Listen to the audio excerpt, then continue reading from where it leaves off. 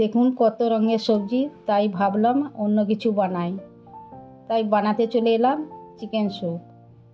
সম্পূর্ণ ঘরোয়া পদ্ধতিতে বানিয়ে দেখাবো চিকেন স্যুপ। এখানে আমি গাজর, ফুলকপি, বিনস, কাঁচা লঙ্কা, পেঁয়াজ আর পেঁয়াজ কলি সব সবজিগুলো আমি ছোট ছোট করে কেটে নেব। পুরানো বন্ধুদের জন্য রইল ভালোবাসা, আর নতুন বন্ধুদের জন্য অনুরোধ রইল সাবস্ক্রাইব করার জন্য।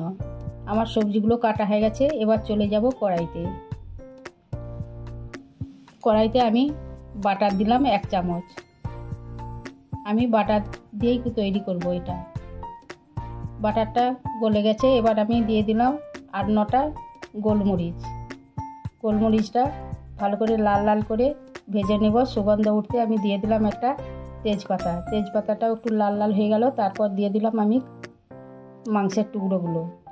মাংসের টুকরোগুলোকে আমি ওই বাটারের উপর ভালো করে লাল লাল করে ভেজে নেব।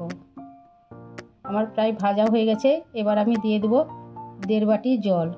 জলটা একটু বেশি দিতে হবে, কারণ মাংসও সেদ্ধ হবে আর এই চিকেন স্টকে সবজিগুলো সেদ্ধ হবে। আমি 15 মিনিট খুলে দেখলাম চিকেনগুলো সেদ্ধ হয়ে গেছে।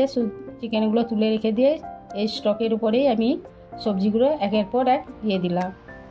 আপনারা চাইলে অন্য সবজিও অ্যাড করতে পারেন। ভিডিওটি শেষ পর্যন্ত দেখার জন্য অনুরোধ রইল। লো টু মিডিয়াম ফ্লেমে এগুলো সিদ্ধ করতে দেবেন। এরপর এতে দিয়ে দেবো পরিমাণ মতো লবণ দিয়েও আমি নেড়ে চেড়ে দিলাম।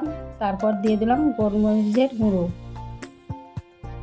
এটা সেদ্ধ হবে। আমি এবার চলে যাব অন্য কাজে। আমি কর্নফ্লাওয়ারটা একটা বাটিতে গুলে রাখলাম। নিয়েছিলাম 1 চামচ কর্নফ্লাওয়ার। তারপর আমি মাংসগুলো এরকম করে ছিঁড়ে ছিঁড়ে টুকরো টুকরো করে নেব। আমার টুকরো করা হয়ে গেছে, এবার মাংসগুলো সবজির ওপর দিয়ে দিলাম। আর দিয়ে দিলাম সয়া সস আর গ্রিন চিলি সস দিয়ে আমি ভালো করে নেড়ে চেড়ে দিলাম। এরপর আমি 2টো ডিম ভেঙে ফেটিয়ে নেব। এই স্যুপটা খাবেন, অসাধারণ লাগে এবং খুব স্বাস্থ্যকর। আমার ফেটানো হয়ে গেছে, এবার আমি চলে যাব কড়াইতে আমি দিয়ে দিলাম ফেটানো ডিমটা ছড়িয়ে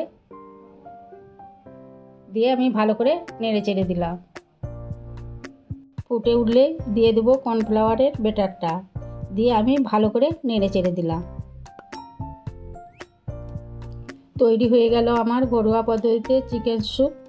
আর আপনাদেরকে কষ্ট করে রেস্টুরেন্টে যেতে হবে না, একদম বাড়িতেই এই সহজ পদ্ধতিতে চিকেন স্যুপ তৈরি করে নিতে পারবেন। আমার ভিডিওটি ভালো লাগলে লাইক করবেন, এখান থেকে সাবস্ক্রাইব করবেন। সুস্থ থাকুন, ভালো থাকুন, দেখা হচ্ছে পরের ভিডিওতে।